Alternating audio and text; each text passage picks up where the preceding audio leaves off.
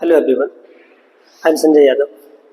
आज हम आपके लिए 2024 का PYQ लेकर के आए हुए हैं बेस्ड ऑन रिलेशन। कुछ क्वेश्चन इसमें है और कुछ क्वेश्चन हम लोग अगले लेक्चर में करेंगे।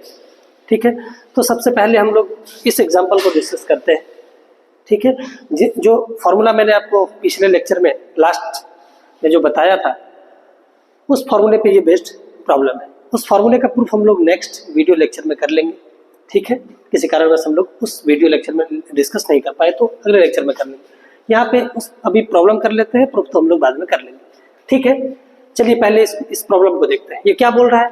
The number of symmetric relation defined on the set 1 2 3 4 which are not reflexive. इस पे नंबर ऑफ रिफ्लेक्सिव रिलेशन चाहिए, नंबर ऑफ सिमेट्रिक रिलेशन चाहिए जो रिफ्लेक्सिव नहीं है। ठीक है, हमने पिछले लेक्चर में उस फॉर्मूला को याद करते हैं।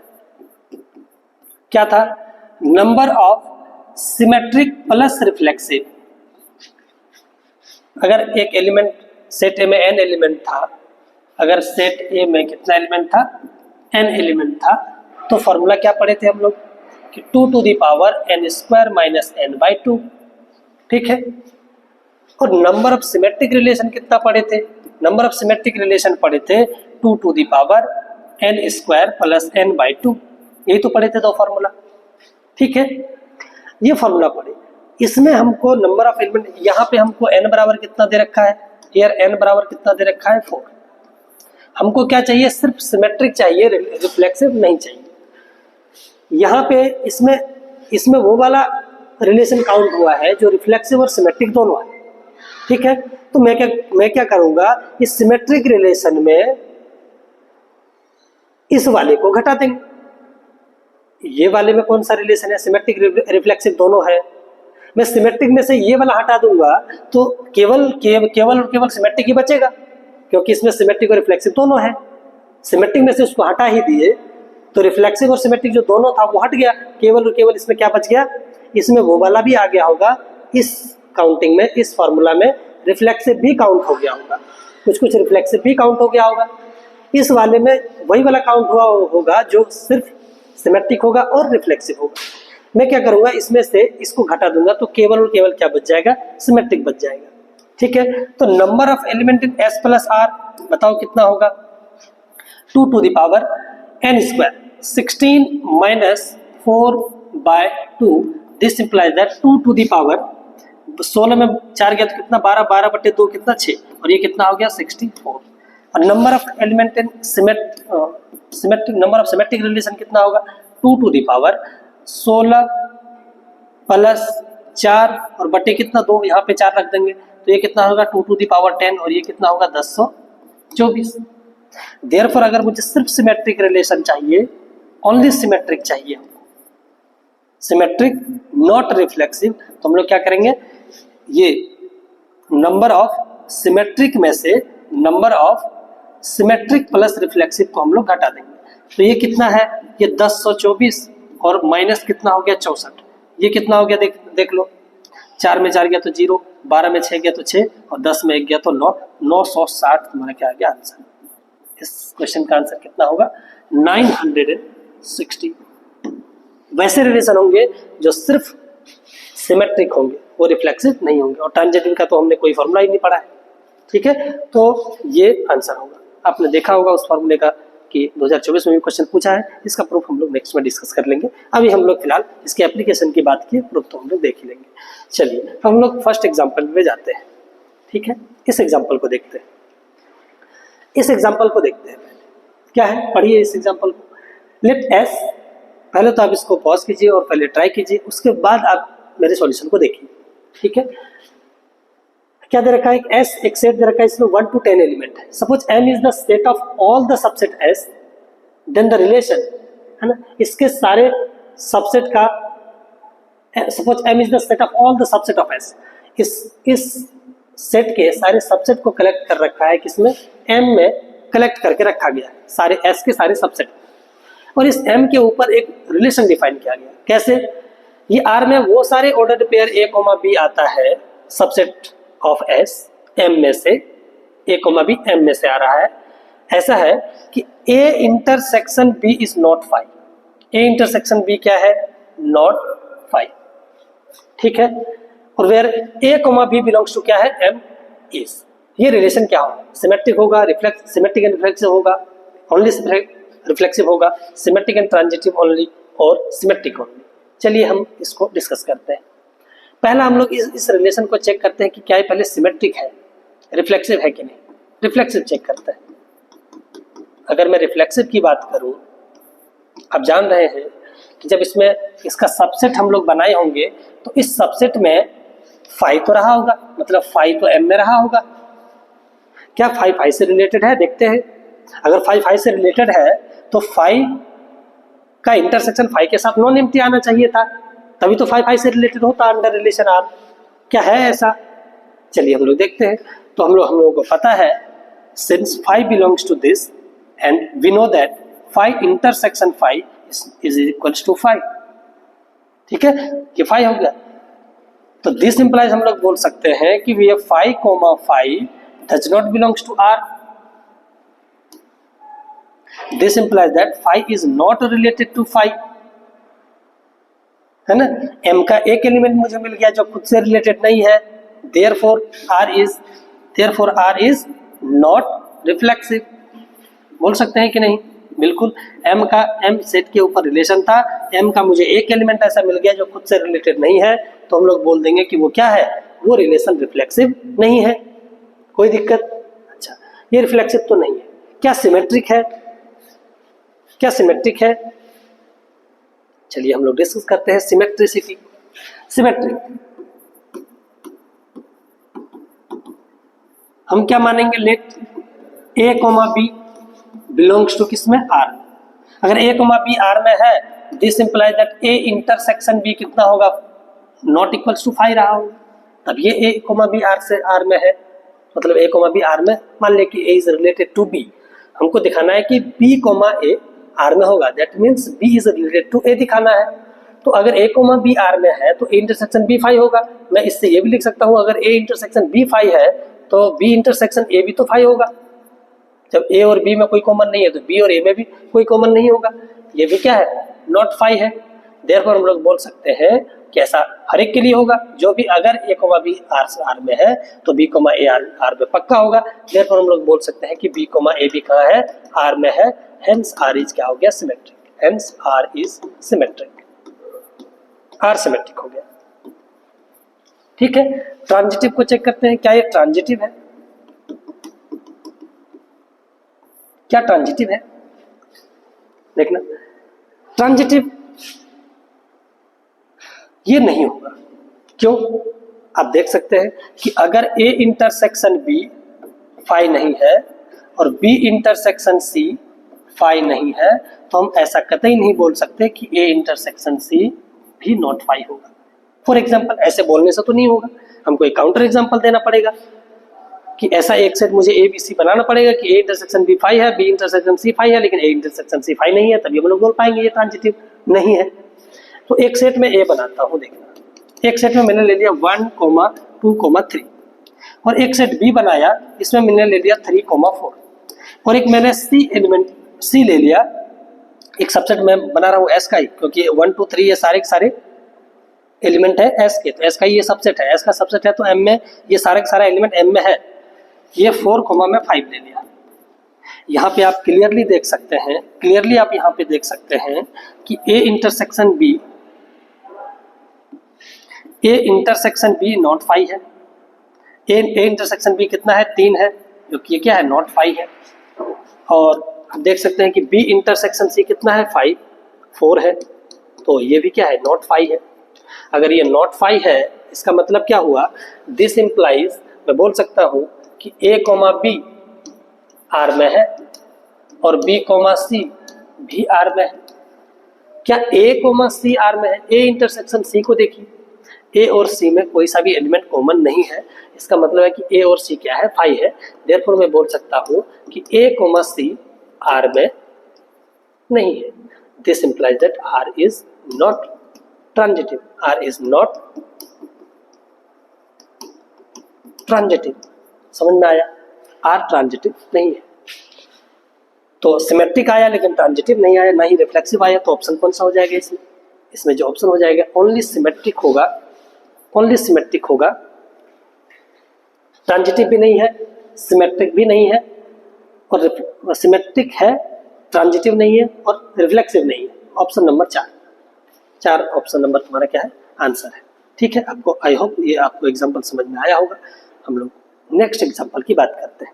देखना यहाँ पे क्या है, यहाँ पे देख सकते हैं आप, consider the relation R1 and R2 defined as A is related to B if and only A square plus B square बराबर 1 for all A, B belongs to R1। यहाँ पे क्या होना चाहिए? R अच्छा ठीक है, यहाँ पे R1 होना चाहिए। R1 रिलेटेड है कैसे? A is related to R1 if and only if A square plus B square बराबर 1 and A, B related to R2 के अंदर रिलेटेड है कब? जब A प्लस D बराबर क्या है? B plus C। तो ये बताना है कि R1 इक्विवेलेंस रिलेशन है या R2 इक्विवेलेंस रिलेशन है। मतलब R1 और R2 को दोनों का हमको इक्विवेलेंस रिलेशन हमको चेक करना है। तो सबसे पहले हम लोग चेक करते हैं, क्या इक्विवेलेंस रिलेशन की बात कर रहे हैं तो पहले हम लोग इक्विवेलेंस चेक कर लेते हैं। क्या है कि R के ऊपर R1 भी R के ऊपर डिफाइंड है, R2 भी R के ऊपर डिफाइंड है। R2 में 2 ऑर्डर्ड पेयर तभी रिलेटेड है जब ये इस कंडीशन को होल्ड करता है, और R1 के अंदर A, B तभी रिलेटेड है जब इस कंडीशन को होल्ड करता है। तो यहाँ पे मैं तो पहले ही चलो देख लेते हैं यहीं पे R1 के बारे में। देखना यहाँ पे क्या 1 R में है कि नहीं? 1 रियल नंबर में है, क्योंकि रिलेशन R1 रियल नंबर के ऊपर डिफाइंड है, तो रियल नंबर का प्रत्येक एलिमेंट खुद से रिलेटेड होना जरूरी है। अगर मुझे एक भी एलिमेंट रियल नंबर का मिल गया और वो खुद से अगर रिलेटेड R1 के अंदर नहीं हुआ तो R1 कभी भी रिफ्लेक्सिव नहीं होगा। रिफ्लेक्सिव नहीं हुआ तो कहाँ से इक्विवेलेंस हो जाएगा? वो तो इक्विवेलेंस में नहीं होगा। देखते हैं 1 देखना R में है, क्या देखना 1 देखना क्या R1 के अंदर रिलेटेड है क्या? दैट मीन्स R1 के अंदर ये रिलेटेड है नहीं। दैट मीन्स तुमको ये बताओ कि 1,1 R1 में है क्या रिलेशन? ये R1 में कब होता? जब 1 का स्क्वायर प्लस 1 का स्क्वायर कितना होता? ये तो 2 हो गया, ये होना चाहिए था 1, ये 1 नहीं है, इसका मतलब है 1,1 R1 में नहीं है। दिस इंप्लाइज हम लोग बोल सकते हैं कि 1,1 does not belongs to R, hence R1 is R1, hence R1 is not symmetric, not reflexive, hence R1 is not reflexive. Reflexive नहीं हुआ तो वो तो इक्विवेलेंस भी नहीं हुआ, हेंस नॉट इक्विवेलेंस। ये तो इक्विवेलेंस भी नहीं है, फिर तो इक्विवेलेंस भी नहीं है, hence not equivalence. R1 equivalence नहीं है। R1 सिमेट्रिक होगा क्योंकि A square plus B square अगर 1 है तो B square plus A square भी क्या होगा? 1 होगा। आप इसको चेक कर पाएंगे आसानी से, ये ट्रांजिटिव भी नहीं होगा। ठीक है, देख लेना, क्योंकि आप यहाँ पे इक्विवेलेंस के बारे में बात किया है तो हमने दिखा दिया पहले कि R1 इक्विवेलेंस नहीं। आप ट्रांजिटिविटी को आप चेक कर सकते हैं, वो आपको एक एग्जांपल कोई सा भी ले लोगे वो ट्रांजिटिव भी नहीं मिलेगी। ठीक है, देख लेना। अगर आपको ट्रांजिटिविटी चेक करना हो तो आप मुझे बता सकते हैं, मैं आपको बता दूंगा।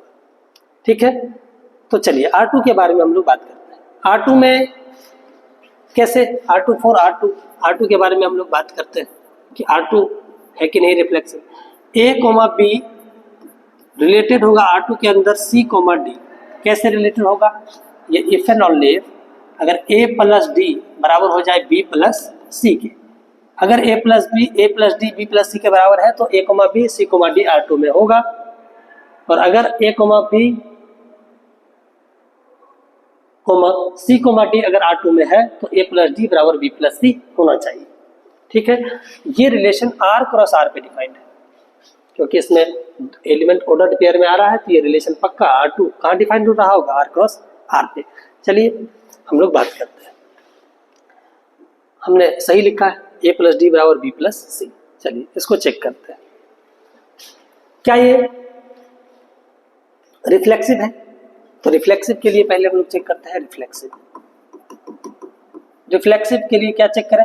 A हमको दिखाना है, A, B दिखाना है, कोई सा भी A, B हमको रिलेटेड दिखाना है किससे? R2 के अंदर रिलेटेड होना चाहिए A, B। मतलब A, B टाइप का है तो उसमें एलिमेंट आएगा, तो कोई सा भी मैं A, B मान लिया और रिलेटेड मैं दिखा दूंगा कि A, B खुद से रिलेटेड है। कैसे, चलिए देखते हैं क्या रिलेटेड है। हमको पता है कि इसका जोड़ बराबर होना चाहिए इसका और इसका जोड़। अगर ऐसा हो गया तो वो ऑर्डर्ड पेयर, ये दोनों ordered pair A, B, C, D R2 में आ जाएगा। मतलब A, B related to C, D under R2। ठीक है, तो हम लोग इसको और इसको जोड़ते हैं तो A प्लस B आएगा, और इसको और इसको जोड़ते हैं तो ये भी क्या आएगा, B प्लस है। ये तो दोनों बराबर ही होता है फॉर ऑल A, B और all A, B belongs to R। R के किसी भी एलिमेंट के लिए ऐसा होता है, A plus B, B plus A, 1 plus 2, 2 plus 1 दोनों बराबर ही होता है।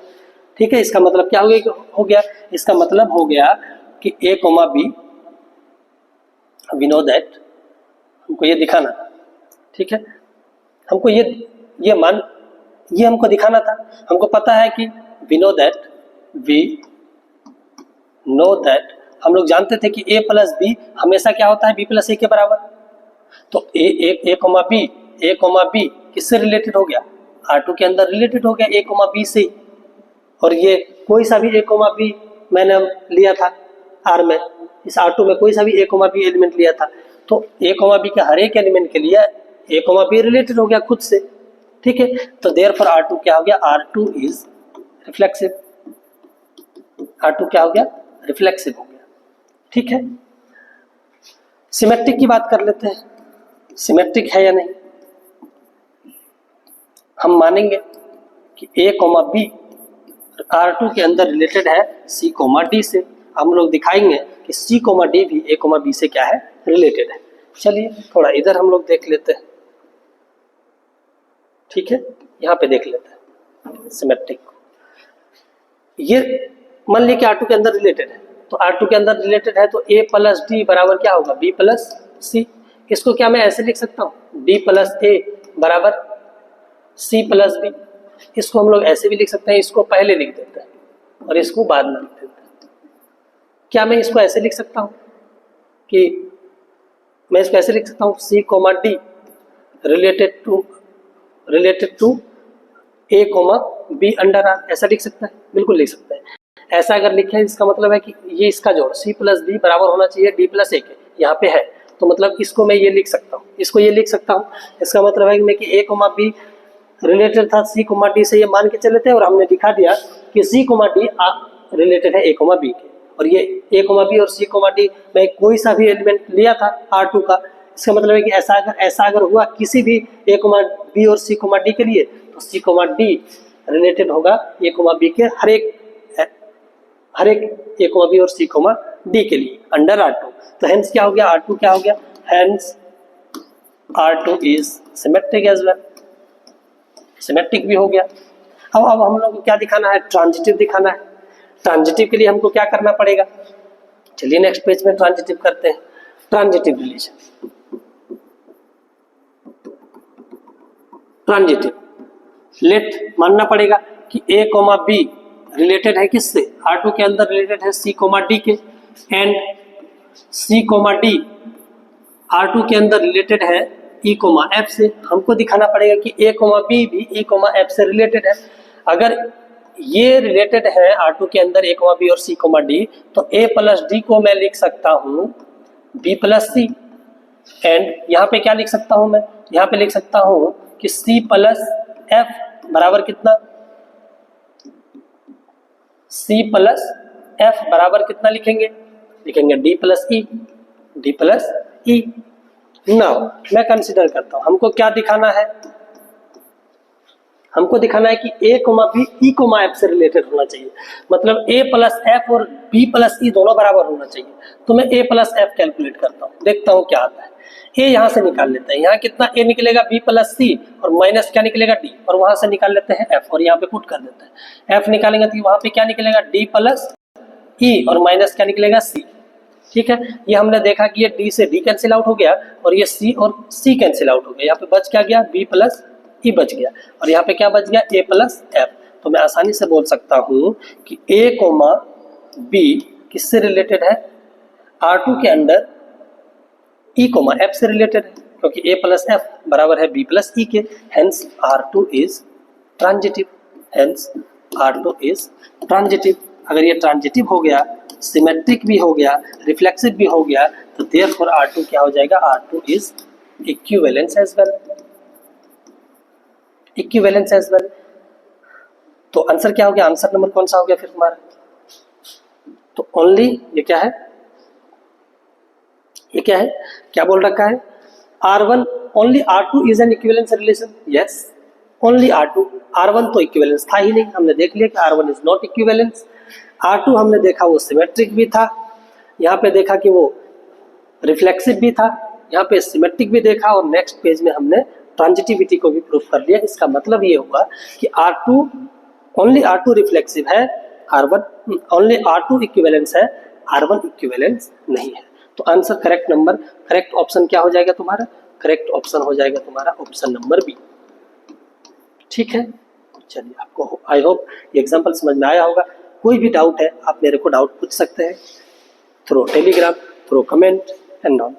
नेक्स्ट एग्जांपल, ये लास्ट एग्जांपल आपका है, चलिए देखते हैं इस एग्जांपल को। RBA relation on Z cross Z defined by A comma B related to C comma D if and only if AD minus BC is divisible by 5। R एक Z cross Z पे relation defined है, मतलब कोई सा भी element R में है ना, A comma B comma C comma D type का आ रहा है, मतलब ऑर्डर्ड पेयर में एक एलिमेंट Z क्रॉस Z का ऑर्डर्ड पेयर में है, और R में भी ऑर्डर्ड पेयर होता है। तो जो R में एलिमेंट रहा होगा वो इस टाइप का एलिमेंट रहा होगा, R में एलिमेंट इस टाइप का रहेगा। R में एलिमेंट कैसा रहेगा, क्योंकि ऑर्डर्ड पेयर फिर Z क्रॉस Z का सबसेट होगा, तो मतलब जो R में एलिमेंट आएगा ना वो Z क्रॉस Z का सबसेट होगा। ठीक है, तो चलिए हम लोग बात करते हैं। ये A क्रॉस B एक एलिमेंट होगा, ये हमारे लिए सेट A है, ये हमारे लिए क्या है, सेट A। ठीक है, अब रिलेशन R होता है A क्रॉस A का सबसेट, समझ जाओ कि Z क्रॉस Z का सबसेट होगा R। चलिए हम लोग रिफ्लेक्सिव को चेक करते हैं, ज़्यादा कॉम्प्लिकेटेड नहीं करते हैं इसको, हम लोग आगे बढ़ते हैं। आई होप आप क्वेश्चन को 2 बार अगर ध्यान से पढ़ोगे तो समझ में आ जाएगा मैं क्या बोलने जा रहा हूँ या बोलने चाह रहा हूँ। चलिए, अच्छा A कोमा B, कोई सा भी element A comma B C comma D से रिलेटेड होगा, कब रिलेटेड होगा, R के अंदर इसने बता रखा है कब रिलेटेड होगा, अगर A को D से गुना करके B से C में घटाने के बाद वो डिविजिबल होना चाहिए 5 से, is divisible by 5, divisible by 5, वो 5 से डिविजिबल होना चाहिए। ठीक है, तो क्या ये सिमेट्रिक है, सिमेट्रिक के रिफ्लेक्सिव की बात कर लेते हैं, पहले रिफ्लेक्सिव की बात कर लेते हैं, रिफ्लेक्सिव की बात करते हैं, क्योंकि A कोमा B हमको दिखा, A कोमा B कोई सा भी एलिमेंट मान लेते हैं, let A comma B belongs to Z cross Z, कोई सा भी Z क्रॉस Z का मैंने A कोमा B उठा लिया। मैं दिखाता हूं क्या A कोमा B रिलेटेड है। A हमको पता है कि AB और माइनस BA ये क्या होगा, 0 हमेशा। AB माइनस BA क्या होगा, 0, which is divisible by 5, which is divisible by 5, किससे डिविजिबल होगा, विच इज डिविजिबल बाय 5, ये 5 से डिविजिबल है। देयरफॉर मैं बोल सकता हूं कि A कोमा B रिलेटेड होगा A कोमा B, क्योंकि A इंटू B और B इंटू A का निगेटिव क्या है, 0 है, 0 5 से डिविजिबल है, तो A कोमा B रिलेटेड हो गया किससे, A कोमा B से रिलेटेड हो गया। For all A comma B में कोई सा भी A कोमा B माना था Z क्रॉस Z में, हेंस R क्या हो गया, हेंस R क्या हो गया, हेंस R इज क्या हो गया, रिफ्लेक्सिव। क्या हो गया, रिफ्लेक्सिव हो गया। तो ठीक है, R रिफ्लेक्सिव हो गया। अब मैं सिमेट्रिक की बात करता हूं, क्या सिमेट्रिक है, R सिमेट्रिक है, सिमेट्रिक की बात करता हूं। सिमेट्रिक में क्या करना पड़ेगा, लेट लेट मैं मान लेता हूं कि a कोमा b रिलेटेड है c कोमा d से। मैं दिखा दूंगा कि c comma d a comma b से रिलेटेड होगा। कैसे? Let a comma b is related to c comma d। इसका मतलब है कि ad minus bc is divisible by 5, divisible by 5। अगर 5 से डिविजिबल है इसका मतलब ये है कि अगर मैं माइनस से भी गुना कर दूंगा इसमें तो भी डिविजिबल होगा। Is also divisible by 5। Minus से गुना करने के बाद डिविजिबिलिटी में कोई फर्क नहीं पड़ेगा, क्योंकि अगर 5 25 से डिविजिबल है तो 25 अगर 5 से डिविजिबल है तो माइनस 25 भी 5 से डिविजिबल होगा। माइनस लगाने से कोई फर्क पड़ेगा नहीं। मैं इसको ऐसे भी लिख सकता हूँ BC minus AD is also divisible by 5। इसको मैं इसको ऐसे लिख सकता हूँ कि C comma D is related to A comma B। पहले लिख लेते हैं उसके बाद वेरीफाई करते हैं। C इंटू B, देखो इसको ऐसा, अच्छा इसको एक लाइन और लिखते हैं। इसको लिख देता हूँ मैं C इंटू B। इसको लिख सकते हैं, ये रियल ये इंटीजर है तो B into C, C into B दोनों बराबर होगा। और D इंटू A, तो इसको मैं लिख देता हूँ D into A is also divisible by 5। अब मैं इसको ऐसे लिख सकता हूँ, है ना। तो हमने मान के चला था कि A कोमा B रिलेटेड है C कोमा D से। मैंने दिखा दिया कि C comma D A comma B से रिलेटेड है। इसका मतलब हो गया कि R क्या हो गया, R is symmetric as well. ठीक है, क्या ट्रांजिटिव है? ट्रांजिटिव के लिए चेक कर लेते हैं।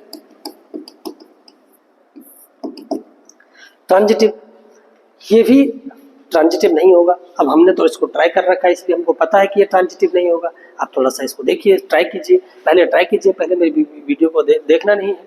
ठीक है, तो ये ट्रांजिटिव है या नहीं हमको पता है, हमने ट्राई किया है तो हमको पता है कि ये ट्रांजिटिव नहीं है। ट्रांजिटिव नहीं है तो मुझे एक एग्जांपल आपको देना पड़ेगा जिसके लिए A comma B, B comma C R में है लेकिन A कोमा C R में नहीं है। ऐसा मैं अभी आपको बना के दिखाता हूँ, देखना। एक एलिमेंट लेते हैं यहाँ पे 2 कोमा 3। देखना 2 कोमा 3 रिलेटेड है 5 कोमा 0 से। देखो अगर 2 पंजे कितना हो गया 10, 2 इंटू 5 10 और 3 इंटू 0 0, तो 10 माइनस 0 इज डिविजिबल बाई, ये 10 minus 0 is divisible by 5, is divisible by 5। Clear. एक और ले लो, एंड पता है हमको 5 comma 0 is also related by 0 comma 1 भी तो मैं बोल सकता हूँ। 0 कोमा 1, 5 इंटू 1, 5 में से 0 हो गया, कितना हो गया 0। तो 5 minus 0 is also divisible by, तो 5 माइनस 0 A इंटू डी होता है, A into D minus BC, A into D B into C। 5 into 1 5, 5 minus 0 is divisible by 5, is divisible by 5। क्या ये और ये रिलेटेड है? अगर ये 2 कोमा 3 क्या 2 कोमा 3 इससे रिलेटेड है 0 कोमा 1 से? आपको देखने को मिलेगा कि ये तो 5 से A कोमा D बनाओगे तो कितना मिलेगा, A comma D 2 comma 1 3 comma 0 minus 0 into 3 comma 0, 3 comma 0 is not divisible by, is not divisible by 5, क्योंकि ये 2 होगा, 2 5 से डिविजिबल नहीं है, हेंस ये वाला रिलेटेड तो है ही नहीं। 2 कोमा 3 0 कोमा 1 से रिलेटेड नहीं है। हमने दिखा दिया कि A comma B B comma C से रिलेटेड है, A comma B B comma C से रिलेटेड है, B comma C C comma D से रिलेटेड है।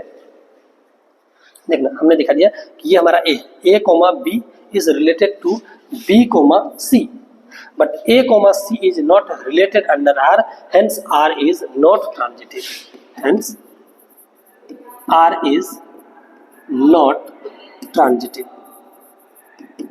तो क्या है ये सिर्फ सिमेट्रिक है और रिफ्लेक्सिव है, ये ट्रांजिटिव नहीं है। इसका मतलब आंसर कौन सा होगा, reflexive and symmetric but not transitive, this is the answer.